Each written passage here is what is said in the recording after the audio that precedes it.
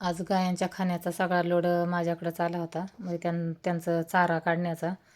तर मी निघाले मग. कारण मला पण थोडंसं टेन्शनच आलं होतं. कारण एकटीलाच सगळं चारा काढावा लागणार होता त्यांचा. बराच वेळ पण बराच जाणार होता. कारण तो लसणी घास तो काय लवकर उरकत नाही. त्याला कुस पण अशी भरपूर असते. मग मी पटपट निघाले. ऊन तर एवढं होतं की खूपच ऊन होतं. मग थोडेसे आंब्याच्या झाडाकडं पण वळले. पण आंब्याच्या झाडाखाली काही आंबा नाही सापडला. मग गेले पटपट वाकून काय बसून काय सगळा मी घास कापून घेतला. चारा गायांचा तो बांधला. एवढं मोठं झालं होतं वझं की मला ना आयुष्याला ते उचलता उचलतच नव्हतं. पण कसेबसे ते वझं उचललं आम्ही. आणि ती सगळी वजी घरी आणून टाकली. आता ते सगळ्या गायांना पण घालून झाली आणि शेळ्यांना पण घालून झाली. आज ऊन भरपूर आहे हो.